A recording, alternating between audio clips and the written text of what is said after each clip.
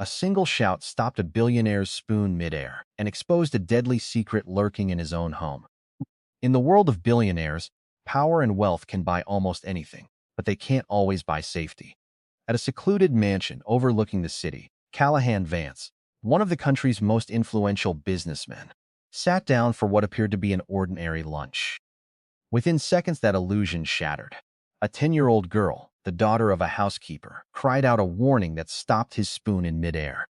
What she had seen, hidden in plain sight, would expose a plot so cold and calculated it could have ended with a billionaire's natural death. What followed was not just a scandal, but a battle for truth, where loyalty, legacy, and survival collided. And it all began with four chilling words. Don't eat that. Just before we dive in, let us know in the comments where you're watching from today.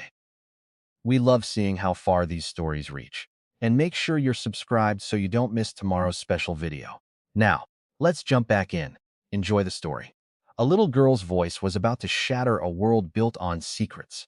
She was not supposed to be here, and she was certainly not supposed to see. But from her hidden corner, she saw everything. And now a choice had to be made. The Vance estate was less a house and more a kingdom carved into a mountainside. It stood vast and silent, overlooking a city that seemed like a toy set from its panoramic windows. Inside, the silence was just as grand. It was a silence made of thick carpets that swallowed footsteps, of heavy velvet curtains that muted the world, and of the unspoken distance between the two people who lived there. This was the world of Callahan Vance, a man whose name was etched on his skyscrapers and whispered in boardrooms. At 74, he was a titan of industry, a man who had built an empire from grit and foresight. His movements were slow now, measured, but his eyes still held the sharp, assessing glint that had made him a legend. His world was now shared by Delilah Monroe, his fiancée, a woman 30 years his junior. She was a vision of curated perfection. Her beauty was striking, almost architectural in its precision. From her flawlessly styled hair to the blood-red soles of her shoes that clicked softly on the marble floors, she moved through the mansion like its queen, her voice a melody of charm and grace. But to the staff, her smiles were like winter sun, bright but without warmth.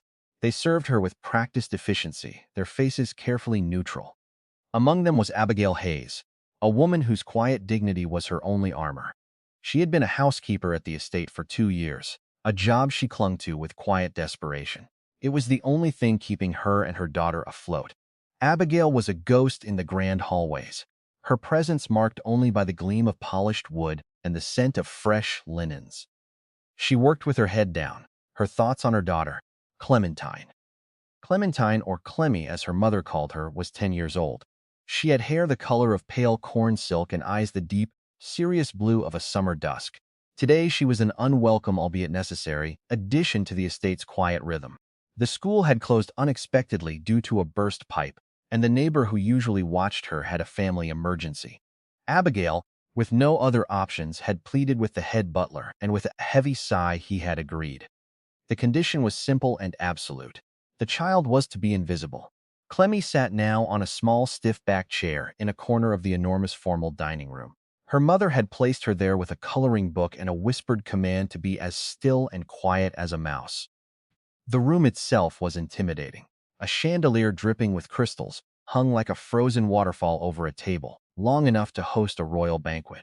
Portraits of stern-faced Vance ancestors stared down from the walls, their painted eyes seeming to follow her every move. Clem kept her gaze fixed on her book, but her ears took in everything. She heard the distant hum of the estate's climate control, the soft clink of silverware being laid out, and the low, tense murmur of conversation between Callahan and Delilah. They were seated at one end of the long table, a vast expanse of polished mahogany separating them. Callahan was looking at a tablet, his brow furrowed in concentration. Delilah was sipping tea, her painted lips leaving a perfect crescent of red on the porcelain cup. "You're not even listening to me, Callahan," Delilah said. Her voice was light, but it carried a sharp edge that cut through the silence. Callahan didn't look up. "I'm listening. You said the charity gala needs a new keynote speaker. I'll have my assistant make a call." His tone was dismissive, his focus clearly 1,000 miles away on stock prices and corporate mergers. "It's not just about the speaker," she pressed, her voice a little louder. "It's about us. We are supposed to be the hosts. We need to present a united front. People are talking. He finally looked up from his tablet, his gaze tired. Let them talk. Talking doesn't affect the bottom line. Delilah placed her cup down with a deliberate click. Everything affects the bottom line, darling. Your image, my image, our image. That's something you taught me. Her smile was dazzling, but it didn't reach her eyes. She reached across the table, her slender fingers adorned with glittering rings, and placed her hand over his. Let's just have a nice lunch. No business, just us, Callahan grunted, a sound that was neither agreement nor dissent, and set his tablet aside. He seemed to shrink a little then, the powerful billionaire momentarily replaced by an old, tired man. He looked out the window, his gaze lost in the sprawling view below. At that moment, Abigail entered, pushing a silver serving cart. She moved with a practiced silent grace, her eyes fixed on her task. She placed a bowl of steaming soup in front of Callahan, the aroma of herbs and rich broth filling the air. Thank you, Abigail, Delilah said, her tone suddenly warm and gracious. It was the voice she used for the staff, a performance of kindness that always felt slightly off-key. Abigail nodded, her expression unreadable. You're welcome, Miss Monroe. She gave a quick, worried glance toward the corner where Clem sat, a silent reminder to her daughter to remain invisible. Clem gave a tiny, almost imperceptible nod, her eyes darting back down to her coloring book. But she wasn't coloring, she was watching. She had always been a watcher. Her great-grandfather, Sergeant Elias Hawk Hayes, had taught her to be. He was a decorated veteran, a local legend whose stories of courage and observation were the bedrock of Clemmie's world. The most important battles are won by seeing what everyone else misses. Little bird, he used to tell her. His voice, a low rumble. Stay quiet, stay alert, and trust your gut. It never lies. Her gut was churning now. There was something in the air, a tension as thick and heavy as the velvet curtains.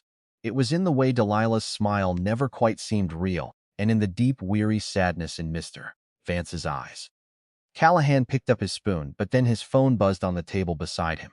He sighed, annoyed, and picked it up. I thought we said no business, Delilah purred, though there was no real complaint in her voice. This is important, he mumbled, his thumb swiping across the screen. He turned his body slightly away, angling the phone for privacy as he read a lengthy email. He was completely absorbed, his world shrinking to the glowing rectangle in his hand.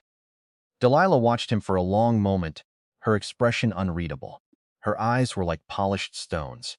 She then glanced quickly toward the doorway, ensuring no other staff were present. Her gaze swept the room and passed right over the small, still girl in the corner, dismissing her as nothing more than a piece of furniture. It was a mistake. Clem saw the shift. She saw Delilah's perfectly manicured hand slip into her chic designer handbag resting on the chair beside her. The movement was fluid, casual, almost careless. But Clemmie's eyes, trained by her great-grandfather's stories, missed nothing. She saw the flash of glass as Delilah's fingers closed around a tiny vial, no bigger than her pinky finger. It was the dark, amber color, the kind of bottle that held medicine or perfume. With a flick of her thumb, she uncapped it. The motion was hidden from Callahan by the large floral centerpiece on the table. Her hand hovered over his soup bowl just for a second. Clem held her breath. She watched, her heart beginning to pound against her ribs like a trapped bird. Delilah tilted her hand.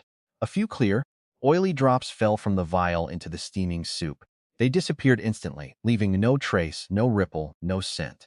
It was as if it had never happened. Delilah capped the vial, slipped it back into her purse, and folded her hands on the table. Her posture the very picture of serene patience. Her expression hadn't changed at all. She still wore that soft, waiting smile. Clem felt a cold dread wash over her. It started in her stomach and spread through her limbs, leaving her feeling frozen to the little chair. Her mind raced, trying to make sense of what she had just witnessed. It couldn't be. People didn't do things like that, not in real life. Not in a sunlit dining room with the scent of fresh bread in the air. That was something from movies, from darks told late at night, but she had seen it. Her eyes hadn't deceived her. The quick furtive glance, the tiny bottle, the silent drops falling into the soup. Callahan finished his email, his face grim. He set the phone down with a quiet thud. Trouble with the Singapore deal, he said, more to himself than to Delilah. He picked up his spoon again, the rich broth swirling as he prepared to take his first bite. Delilah leaned forward, her voice a soft caress. Forget about Singapore, my love, just for an hour. Let it go. Eat your soup while it's hot. The words were kind, her smile was beautiful. But Clem saw only the lie. She saw the tiny bottle. She saw the clear, oily drops. She heard her great-grandfather's voice in her head, as clear as if he were standing beside her. Courage, little bird, is not about being fearless. It's about doing what's right, especially when you're scared to death. Clemmy was terrified. Her heart was a drum beating a frantic rhythm against her chest. She thought of her mother's job, of their tiny apartment, of the shame and anger that would follow if she made a scene. She was supposed to be invisible, a little mouse, quiet and unseen. Accusing a woman like Delilah Monroe, Mr. Vance's fiancée, was not quiet. It was a bomb. It would destroy everything. Callahan raised the spoon. It was halfway to his lips. The silver gleamed in the light from the chandelier. Clem's fear was a physical thing, a hand squeezing her throat. But beneath the fear was something else, something stronger. It was the echo of her great-grandfather's integrity. The simple, unshakable knowledge of right and wrong. She couldn't let it happen. She couldn't just watch and say nothing. The moment stretched, feeling like an eternity. In that sliver of time, Clemmy made a choice. She would not be a mouse. She would be a hawk. She pushed herself off the chair. It scraped loudly against the polished floor, a shocking noise in the cavernous silence. She took 2 stumbling steps forward, her legs feeling like they were moving through water. Her voice, when it came out, was not a whisper. It was a raw, desperate cry that ripped through the quiet opulence of the room. "Don't eat that." Every head turned. The calm, ordered world of the Vance estate shattered. Callahan Vance froze, his spoon hovering just inches from his mouth. His eyes wide with surprise, locked onto the small blonde girl standing in the middle of the room. Delilah's head whipped around, her face a mask of cold fury. Abigail, who had been waiting silently by the serving door, felt the blood drain from her face. The universe seemed to stop, holding its breath, waiting for what would happen next. Callahan slowly lowered his spoon, his gaze never leaving Clemmy. The silence that followed her shout was profound, heavier, and more suffocating than any that had come before. It was filled with shock, confusion, and a sudden, terrifying tension. Delilah was the first to break it. "What did you just say?" she demanded. Her voice, usually so melodic, was now sharp enough to cut glass. It was the sound of a queen whose authority had been challenged by a peasant. She rose slightly from her chair, her body rigid with indignation. "Who is this child? Abigail, get her out of here at once." Abigail rushed forward, her face a pale mask of horror. "I am so sorry, Mr. Vance, Miss Monroe. So terribly sorry," she stammered, her hands trembling as she reached for her daughter's arm. "Clementine, apologize right now. What is the meaning of this?" But Clem didn't move. She stood her ground, her small body trembling, but her eyes fixed on the billionaire. She ignored Delilah's fury and her mother's panic. Her world had narrowed to one person, the old man holding the spoon. He was the only one who mattered. "Don't eat it," she repeated, her voice shaky but clear. "She put something in your food. I saw her." A collective gasp seemed to echo in the room, though it came only from Abigail. Delilah let out a sharp, incredulous laugh. It was a brittle, ugly sound. "This is absolutely absurd. Callahan, are you hearing this? The maid's daughter is having some sort of fantasy." She waved a dismissive hand at Clemmy. "She's probably just looking for attention. Or maybe she wants a handout." The words were designed to sting, to dismiss, to label Clemmy as insignificant. But Camai's gaze didn't waver from Callahan's. The old man's face was a study in confusion. He looked from the fierce, terrified child to his beautiful, incensed fiancée and then down at the bowl of soup in front of him. It looked perfectly normal. It smelled delicious. "What is she talking about? Delilah?" Callahan asked. His voice was quiet, but it carried the unmistakable weight of command. It was the voice that silenced boardrooms. "She's talking nonsense," Delilah snapped, her composure beginning to crack. "She's a little girl making up stories. Abigail, I told you she was not to be in here. This is a direct result of your incompetence." Abigail flinched, as if struck. "Clemmy, please," she whispered, her voice choked with tears. "Let's go. We'll leave right now." She tugged gently at her daughter's arm. But Clemmy stood rooted to the spot. "I'm not making it up," Clem insisted, her voice rising with a desperate urgency. "I saw you when he was on his phone. You took a little bottle from your purse, a brown one. You put drops in his soup." She pointed a trembling finger at Delilah's handbag, which still sat on the adjacent chair. "It's in there in your bag." This specific detail seemed to land with physical force. Delilah's face, already flushed with anger, went a shade paler. For a split second, A flicker of pure panic crossed her features before being replaced by an even more ferocious rage. "You little liar," she hissed, taking a step toward Clemmy. Her elegance had vanished, replaced by something raw and venomous. "How dare you to accuse me of such a monstrous thing? You are a piece of trash, just like your mother." "That's enough, Delilah," Callahan said sharply. His eyes were narrowed, his expression unreadable. He was no longer looking at the soup. He was studying his fiancée. He had seen that flicker of panic, too. In his long life, he had become an expert in reading people and spotting the subtle tells that revealed the truth behind a carefully constructed mask. He turned his gaze back to Clem. "What's your name, child?" he asked, his voice unexpectedly gentle. "Clementine Hayes." "Sir, Clementine?" he repeated slowly, testing the name. "That's a very serious accusation you're making. Do you understand how serious it is?" Clemmy nodded, swallowing hard. "Yes, sir. My great-grandpa Hawk always said. He said telling the truth is the hardest job there is, but you have to do it no matter what." Callahan's eyebrow raised slightly. "Your great-grandpa? Who is he?" "Sergeant Elias Hayes, sir. Everyone called him Hawk. He was in the war," she said, her voice filled with a quiet pride. The name clearly meant something to Callahan. His expression shifted, a flicker of recognition in his tired eyes. He had funded veterans' charities for decades. He knew the names of local heroes. Elias Hawk Hayes was one of them, a man of legendary bravery, a man whose word was his bond. And this was his great-granddaughter. This changed things. A child's fantasy was one thing. The word of a Hayes was another. "This is ridiculous." Delilah cut in, her voice shrill. "What does some long dead-ad soldiers have to do with this?" "Callahan, she is playing you. Are you really going to listen to this street urchin over me?" "Your fiancé," Callahan ignored her.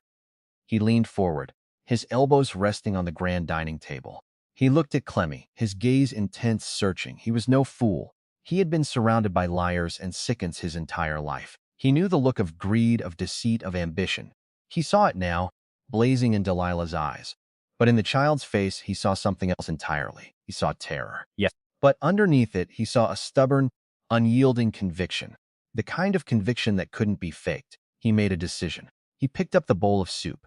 His hand was steady. He held it for a moment, his thumb tracing the intricate pattern on the rim. Delilah watched him, her breath held. Abigail watched him, praying.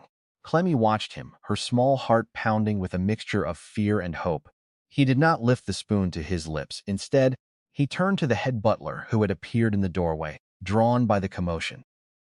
"Preston," Callahan said, his voice calm and firm. "Take this bowl to the kitchen. Do not let anyone touch it. Seal it in a container. Then call Dr. Albright. Tell him I have an urgent matter for him. Tell him to bring a toxicology kit." Delilah's face crumpled. "Callahan, no, you can't be serious. You are humiliating me. You're taking the word of a child over mine." Callahan finally turned his cold, assessing gaze upon her. "She told me what she saw, Delilah. Now you tell me what's in your handbag." Her eyes darted to the purse, a frantic, cornered look flashing across her face. "My personal belongings." "You have no right, Preston," Callahan said, his voice dropping to an icy calm. "Bring me the bag." The butler, his face a perfect mask of professional neutrality, stepped forward. Delilah snatched the bag, clutching it to her chest like a shield. "No, stay away from me. This is insane. I won't be treated like a criminal in my own home." "Is it your home, Delilah?" Callahan asked softly, the question hanging in the air like a death sentence. "Or is it just my house?" The room fell silent once more. The unspoken truths of their relationship now laid bare. Delilah stood there beautiful and defiant, but her eyes were wild with desperation. She looked from Callahan's unyielding face to the resolute child who had brought her world crashing down. The mask was gone, the performance was over, and in the oppressive silence of the grand dining room, everyone waited to see what would happen when the truth was finally brought into the light. Delilah's manicured fingers tightened on her leather handbag, her knuckles turning white. She held it against her body as if it contained the last breath she would ever take. Her chest rose and fell in ragged, shallow breaths. The air in the room was electric, charged with the impending collision of truth and deceit. "I said, no," she repeated, her voice a low, trembling hiss. "You will not go through my private things. This is a violation. It's monstrous." Callahan Vance did not raise his voice.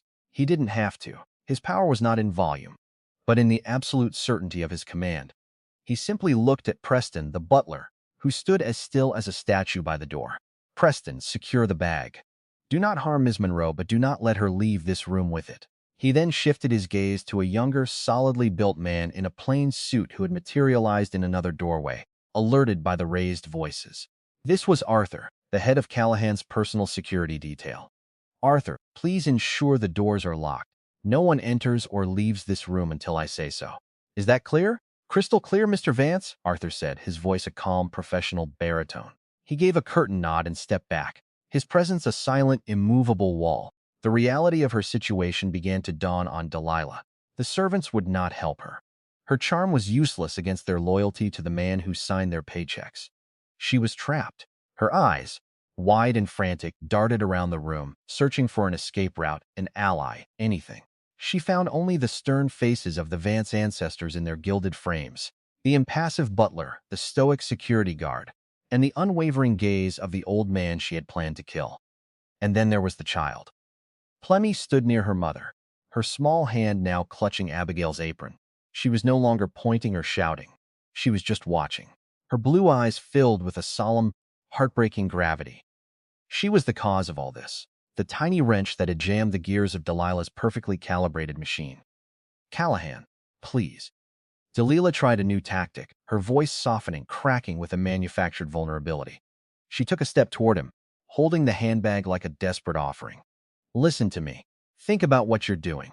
This little girl, she's confused. Maybe she saw me take out my lipstick or my mints. Her imagination ran away with her. You're blowing this into a catastrophe over a child's fantasy. She tried to conjure tears, but they wouldn't come. Her performance was failing her for the first time. Perhaps, Callahan conceded, his voice dangerously smooth. But a fantasy is easily disproven. If it's only lipstick and mints in your bag, Delilah, then you have nothing to fear. Let Preston see it. Let us all see it. We can have a good laugh about this misunderstanding, and I will personally apologize for the distress I've caused you. It was a perfectly laid trap, and she had walked right into it. There was no way out. If she refused, she was guilty. If she agreed, she was finished. Checkmate. Her carefully constructed facade finally shattered, not into tears, but into a spitting, venomous rage. You old fool, she screamed, the sound echoing off the high ceilings. After everything I've done for you, I gave you the best years of my life. I stood by you. I decorated your empty houses. I smiled at your boring business partners. I made you look alive again. And this is how you repay me. You believe a nobody, a child of the help over me. The help has a name, Callison said, his voice dropping to a near whisper. Yet it carried more menace than her shouts. Her name is Abigail Hayes, and her daughter's name is Clementine. And yes, at this moment I believe her. He nodded once to Preston. The butler began to walk slowly, deliberately toward Delilah. He was an older man, but he moved with a quiet confidence. Delilah backed away, her eyes wild. She took another step back, then another, until her back was against the heavy velvet curtains of a window. She was cornered. With a final desperate sob of fury, she did the unexpected. She flung the handbag not at Preston, not at Callahan, but toward the large stone fireplace at the other end of the room. It was a last-ditch effort to destroy the evidence. But Arthur, the security man, was faster. He moved with a speed that was startling in such a large man, intercepting the bag in midair with the grace of an athlete. He tucked it under his arm and returned to his post at the door, his expression unchanged. The entire air event took less than 3 seconds. Delilah slumped against the curtains, defeated. All the fight seemed to drain out of her, leaving behind a hollow, trembling shell. She slid down the wall until she was sitting on the floor, her beautiful dress bunched around her, her face buried in her hands. Her quiet, shuddering sobs were the only sound in the room. Abigail put a protective arm around Clemmy, pulling her close. She wanted to shield her daughter from this ugly scene, from the raw, poisonous fallout of the truth. But Clem continued to watch, not with triumph, but with a look of profound sadness. This was the cost of doing the right thing. It was messy, it was painful, it broke people. The grandfather clock in the hall chimed the hour, each chime landing like a hammer blow in the tense silence. 10 minutes later, which felt like a lifetime, Preston returned to the doorway. Dr. Albright is here, sir. Send him in, Callahan commanded. Dr. Mark Albright was a man in his late 50s, with a neat graying beard and a calm, reassuring demeanor. He carried a small, professional-looking case. He had been Callahan Vance's personal physician for over 20 years, and he was a man of immense discretion and loyalty. His eyes took in the scene in an instant. Delilah crumpled on the floor, the security guard at the door, the pale-faced housekeeper and her child, and Callahan, looking older and more tired than the doctor had ever seen him. Callahan, Dr. Albright said, his voice steady. Preston said it was urgent. It is Mark, Callahan replied, gesturing toward the serving cart where the covered soup bowl still sat. I have reason to believe this food has been tampered with. I need you to test it. I need to know exactly what's in it. The doctor nodded, his face grim, I understand. He opened his case, which contained various sterile containers, swabs, and testing vials. He worked with quiet efficiency, drawing a sample of the soup into a syringe and transferring it to a small sealed tube. This will be a preliminary test, he explained, his voice directed at Callahan, but loud enough for everyone to hear. I can screen for common toxins, sedatives, and a few other unpleasantries right here. It will take about 15 to 20 minutes. A full comprehensive lab analysis would take longer. Of course, the preliminary test will be enough for now, Callahan said. As Dr. Albright worked, Callahan turned his attention back to his fiancée. She was still on the floor, but she was no longer crying. She was watching the doctor with a kind of deadened resignation. Why, Delilah? Callahan asked, his voice heavy with a genuine painful curiosity. Was it the money? Did you grow tired of waiting for me to die? She lifted her head, her face tear-streaked, her makeup smudged. The mask of perfection was gone, revealing someone bitter and worn. Waiting, she laughed, a hollow, broken sound. You weren't dying. You are as stubborn as the mountain this house is built on. Every year, the doctors give you a clean bill of health. You were going to live forever, and I was going to get old. My looks would fade. My value would diminish. I would end up with nothing but the fading memories of a life that was never truly mine. So, you thought you'd speed things up? He stated, his voice flat. I earned it, she whispered, her voice trembling with a chilling conviction. I earned every penny. The lonely nights, the boring parties, pretending to be interested in your dusty old books, and your endless talk of legacy. I was a business asset, Callahan, a beautiful piece of art you acquired to make your final years look good. I was simply cashing out my investment. The cold, transactional nature of her words seemed to hit Callahan harder than the initial accusation. He sank back into his chair, the full weight of his 74 years pressing down on him. He had known their relationship wasn't a grand romance, but he had believed there was at least some affection, some respect. To hear his life, his very existence reduced to a financial calculation by the woman who slept in his bed, was a betrayal so profound it left him breathless. He looked over at Clem, who was still half hidden behind her mother. This child, this stranger, had shown him more loyalty in 5 minutes than the woman he was going to marry had shown him in 5 years. He gestured for Abigail to bring Clemmy forward. Hesitantly, Abigail led her daughter closer to the table. Callahan looked at Clemmy, his eyes softening. You were very brave, Clementine, he said, his voice low and sincere. I want you to know that what you did took a kind of courage most adults don't possess. Clemmy looked down at her shoes. I was scared, she mumbled. I know, he said. That's what makes it courage. He paused, studying her. Your great-grandfather, Sergeant Hayes, he would be very proud of you today. A small watery smile touched Clemmy's lips. That was all she had wanted, to do something that would make her great-grandpa Hawk proud. Dr. Albright cleared his throat, drawing their attention. He was holding a small testing strip which he had dipped into the sample. A distinct blue line had appeared on it. His face was grave. Callahan, he said quietly, it's positive. The preliminary test shows a strong presence of a digitalis-derived cardiotoxin, a concentrated dose from the looks of it. In English, Mark Callahan said, his voice weary. It's a poison extracted from the foxglove plant. In small controlled medical doses, it can be used to treat heart conditions. In a dose like this, it would have induced a massive, untraceable heart attack within the hour. It would have been chalked up to your age and your high-stress lifestyle. It would have been seen as a tragedy. No one would have suspected a thing. The clinical explanation hung in the air, cold and horrifying. Delilah let out a strangled sob. It was real. It was all real. Callahan Vance stared at the soup bowl, then at the woman he almost married, and finally at the little girl who had without a doubt just saved his life. His jaw, which had been tight with anger and suspicion, dropped slightly, slackened by a wave of chilling realization and an overwhelming, unexpected surge of gratitude. The world he thought he knew had been a lie, and the truth had been delivered by the most unlikely messenger imaginable. The doctor's words settled over the room like a fine layer of dust, coating everything with a grim, undeniable reality, a massive, untraceable heart attack. The phrase echoed in the silence, a testament to the cold, calculated nature of the betrayal. Callahan Vance stared at the small testing strip in Dr. Albright's hand as if it were a verdict delivered by a hanging judge. The faint blue line was the only thing that stood between him and the grave. He lifted his gaze and looked at Delilah. She was no longer a beautiful, desirable woman. She was a stranger, a predator who had been living inside his walls, smiling at him across the dinner table while planning his demise. The sense of violation was absolute. It was not just an attack on his life, but on his judgment, his legacy, his entire perception of his world. Callahan Vance, the man who could read a balance sheet and a business rival with unerring accuracy, had been completely and utterly blind. He felt a sudden, profound exhaustion, a weariness that went bone deep. He had built an empire to protect himself, to insulate himself from the vagaries of the world. And yet the greatest threat had not come from a corporate raider or a market crash. It had come from within his own home, wrapped in silk and smelling of expensive perfume. He turned to Arthur, his security chief. His voice, when he spoke, was devoid of all emotion.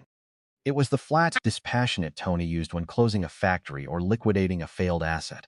"Arthur," he said, "please escort Miss Monroe off the premises. She will be allowed to take nothing with her but the clothes she is wearing. Her belongings will be packed and sent to an address she can provide to you. After she is gone, I want the locks on every door changed. I want her security access codes revoked. I want her name removed from every account and every guest list. As of this moment, she is never to set foot on this property again." He paused, his eyes locking with Delilah's one last time. "And Arthur, call the police. Tell them to meet you at the front gate. I want to press charges. Attempted murder." The finality of the words was absolute. Delilah let out a choked, desperate sound. "No, Callahan, you can't think of the scandal, the press. It will destroy your reputation." A flicker of something, perhaps the last ember of his old, ruthless self, glinted in Callahan's eyes. "My reputation has survived worse than you, Delilah. Yours, I suspect, will not, Arthur." And another guard stepped forward. They did not touch her, but their presence was an undeniable command. Delilah scrambled to her feet, her dignity forgotten. "You'll regret this, you old man," she shrieked, her voice raw with hate. "I'll tell them you're senile. I'll tell them this is all a setup. No one will believe the word of a servant's brat over mine." But her threats were empty, and she knew it. The evidence was in the sealed bowl. The proof was in the vial that Arthur had secured from her handbag. She was finished. As the security guards flanked her and guided her toward the door, she cast one final venomous look back at the small girl who was the architect of her ruin. It was a look of pure, unadulterated loathing. Clemmy instinctively shrank closer to her mother, and then she was gone. The heavy dining room door clicked shut behind her, and the suffocating tension in the room seemed to ease, replaced by a deep and unsettling quiet. It was the quiet of an aftermath, the silence after a storm is past, leaving devastation in its wake. Dr. Albright began packing his kit. "I'll take these samples to the lab for a full analysis and prepare a formal report. Callahan, the police will need it." "Thank you, Mark," Callahan said, his voice still distant. "Send the bill to my office." The doctor nodded, gave a brief, sympathetic look to his old friend, and departed, leaving Callahan alone with Abigail and Clemmy. The three of them stood in the vast, opulent room, a strange and unlikely trio brought together by a crime. The remnants of the interrupted lunch sat on the table like artifacts from another era. Abigail's heart was still hammering against her ribs. She was dizzy with a cocktail of relief, fear, and utter disbelief. One moment, she was terrified of losing her job. The next, she was a witness to an attempted murder. Her world had been turned upside down. She looked at her daughter, who was staring at Mr. Vance with wide, uncertain eyes. What would happen to them now? Callahan seemed to read her mind. He motioned toward the chairs at the table. "Please," he said, his voice gentle now and heavy with weariness, "sit down, both of you." Hesitantly, as if she were breaking a sacred rule, Abigail sat on the edge of a richly upholstered dining chair. Clemmy clambered up beside her, her small legs dangling far above the floor. They looked utterly out of place in the grand setting. Callahan rested his elbows on the table, steepling his fingers in front of his face. He seemed to be gathering his thoughts, trying to find the words for a situation for which there was no protocol. Abigail, he began, his voice low. I cannot begin to express. There are no words. Your daughter, she saved my life today. I am in her debt, a debt I can never truly repay. Abigail shook her head, finding her voice at last. She just did what was right, Mr. Vance. That's all. We don't want anything. She was terrified he would think they were like Delilah, looking for a transaction, a payout. I know you don't, he said with a faint, sad smile. That is why I must insist. He looked at Clemmy, his gaze direct and serious. Clementine, you said your great-grandfather was Sergeant Elias Hawk Hayes. Clemmy nodded. Yes, sir. I knew of him, Callahan said, a note of respect in his tone. Never met him personally, but I knew his reputation. He was part of the 101st Airborne, a hero at Baston. He was awarded the Silver Star for his bravery. It was said he had the sharpest eyes in the entire division. He could spot a sniper's nest from 1,000 yards. Clemmy's own eyes lit up with pride. He told me he could see a flea on a dog's back from across a field, she said, her voice filled with a child's innocent awe. Callahan chuckled. It was a dry, rusty sound as if he hadn't used it in years. But it was genuine. I believe it, he said. It seems he passed those eyes on to you. He grew serious again. He also taught you to be brave, to speak the truth, even when it's the hardest thing in the world to do. Your mother and father must be very proud of you. At the mention of her father, a shadow passed over Clemmy's face. She looked down at her lap. Abigail put a comforting hand on her daughter's shoulder. Her father, he was a soldier to Mr. Vance. Like his grandfather, he passed away a few years ago. An accident during a training exercise. The information landed quietly in the room, adding another layer of depth to the day's events. This brave little girl, this Hawkeye child who had faced down a beautiful monster, was the daughter and great-granddaughter of American heroes. She came from a lineage of courage.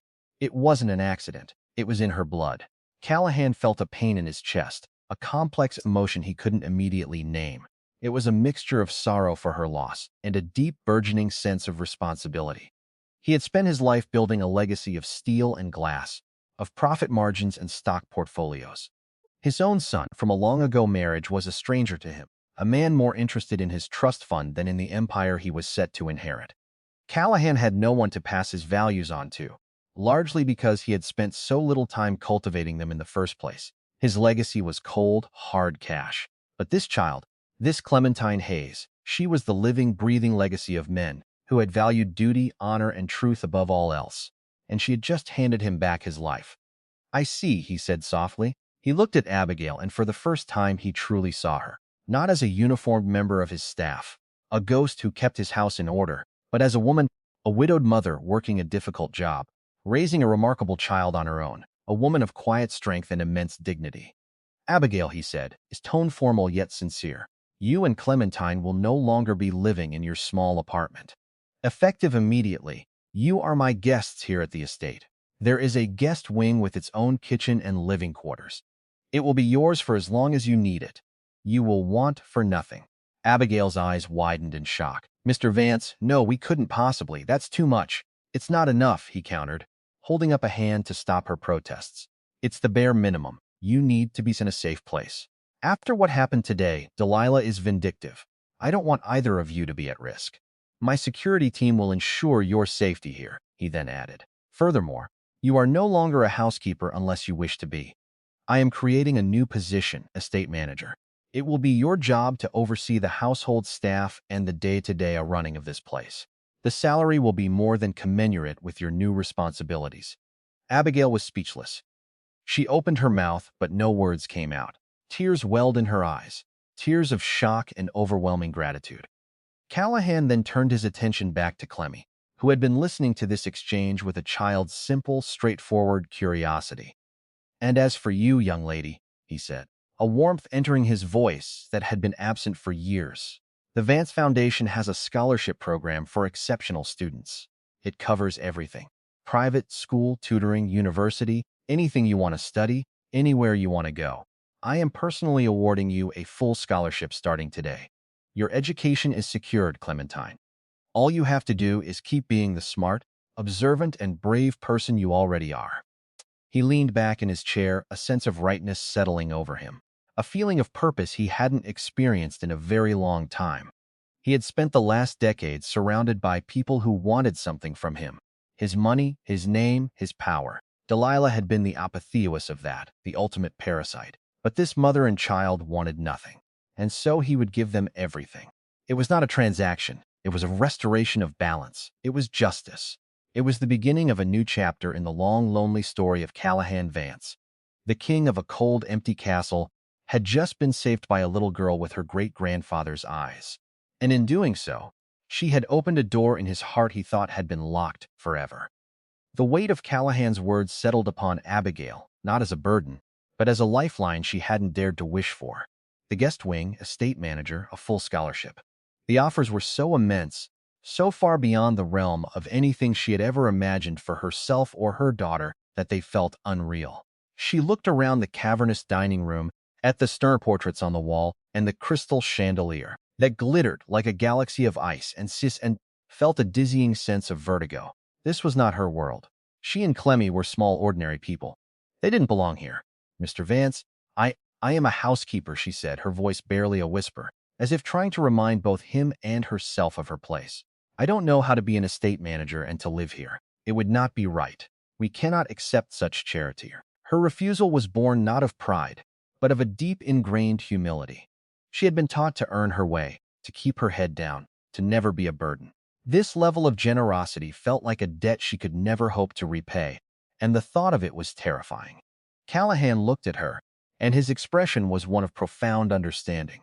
He saw the fear in her eyes, the worry that this was too good to be true, that there were strings attached. Abigail, he said, his voice imbued with a gentle but firm authority. This is not charity. Charity is giving what is spare. What I am offering is a fraction of what your daughter gave me. She gave me my life. She gave me my future.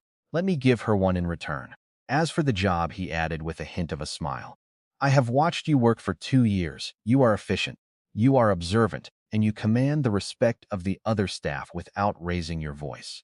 You already know this house and its rhythms better than anyone. You are the only person I trust to run it.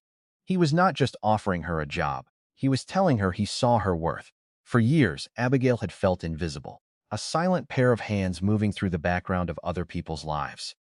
To be seen, truly seen, was a gift more profound than any amount of money. Tears she had been holding back finally spilled over, tracing silent paths down her cheeks. She nodded, unable to speak, the single gesture conveying her acceptance, her gratitude, her overwhelming relief. Flemmy, who had been watching the exchange with a child's solemnity, seemed to understand the shift in the emotional atmosphere. She slid off her chair, walked over to the old man, and placed her small hand on his arm.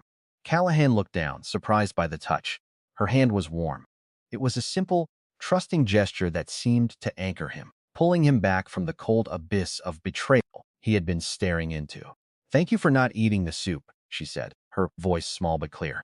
The pure, unvarnished simplicity of her words cut through the complexity of the day. Callahan felt a genuine smile spread across his face, reaching his eyes for the first time in what felt like a decade. No, Clementine, he said, placing his large, wrinkled hand over hers. Thank you for telling me not to. That evening, Preston the butler, his professional composure now tinged with a newfound warmth, showed Abigail and Clemmy to the guest wing. It was a self-contained apartment within the mansion, larger and more luxurious than any home they had ever known. There was a spacious living room with plush sofas, a modern kitchen stocked with food, and 2 large bedrooms, each with its own bathroom. Plim ran into what was to be her room and stopped, her eyes wide with wonder. The bed was 4 times the size of her cottage home, piled high with soft pillows.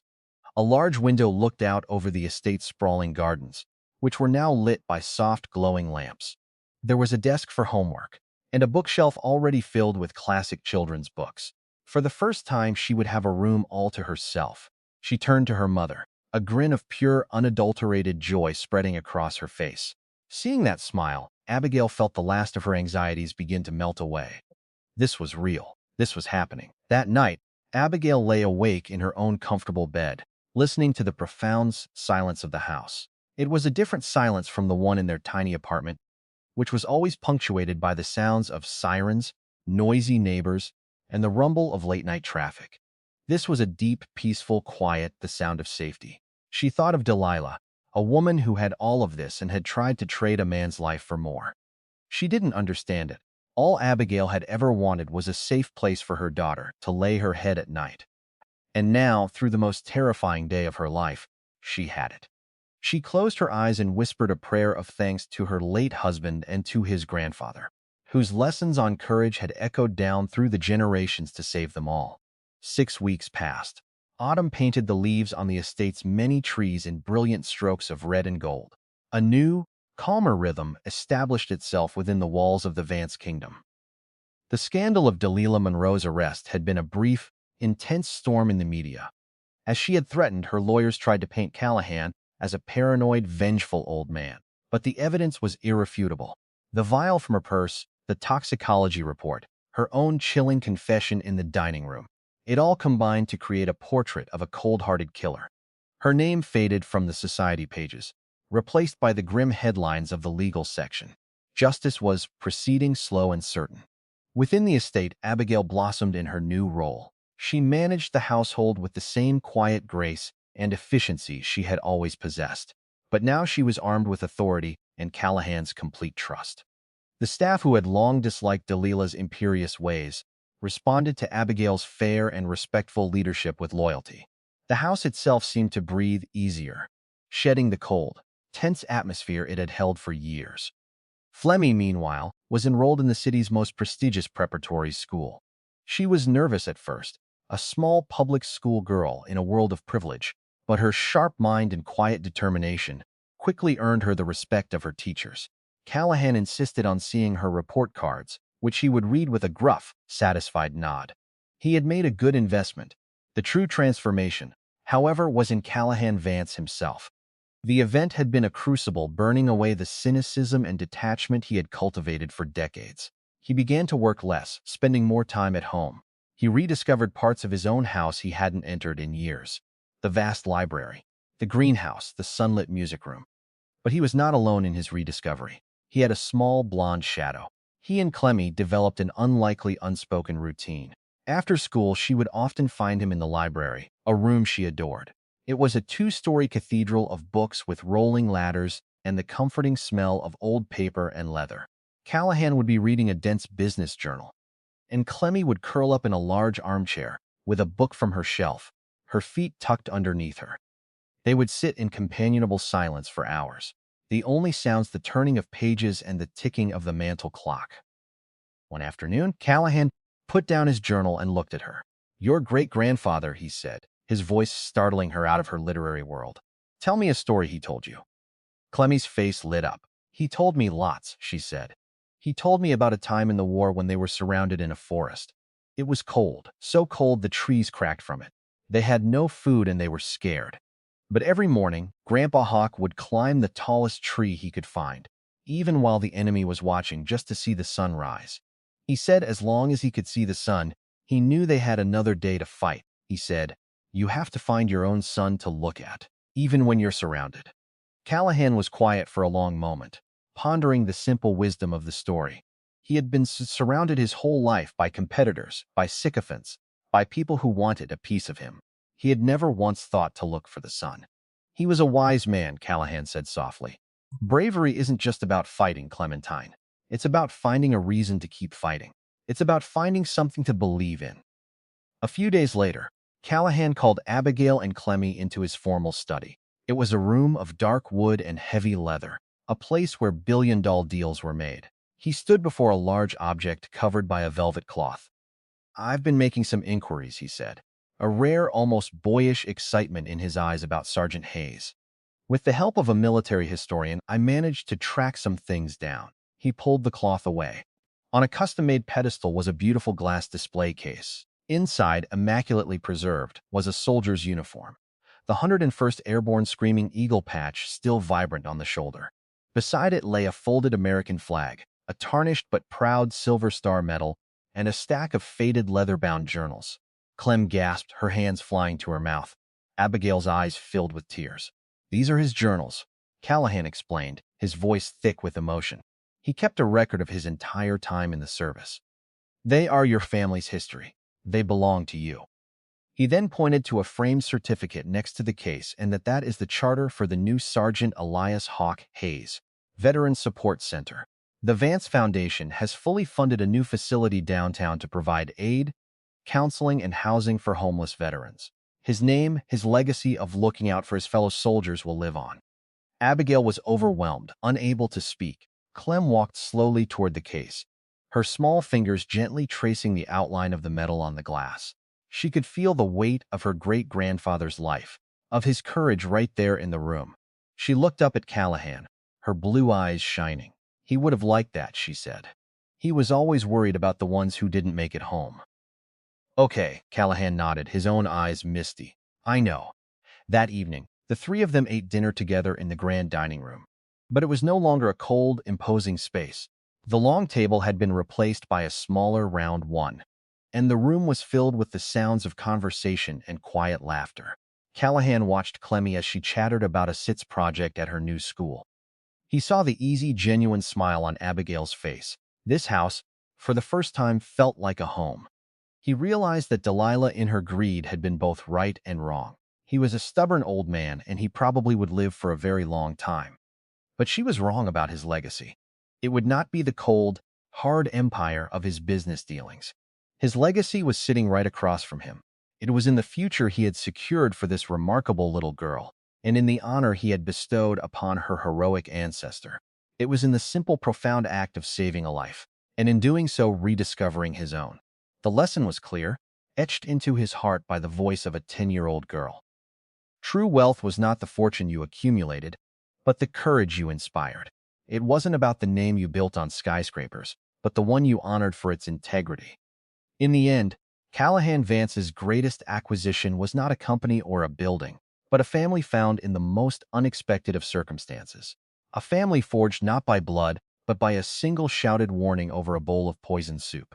Thank you for following this story. If you enjoyed it, please subscribe and share your thoughts below. Where are you watching from? Let us know in the comments. Stay tuned for more immersive stories.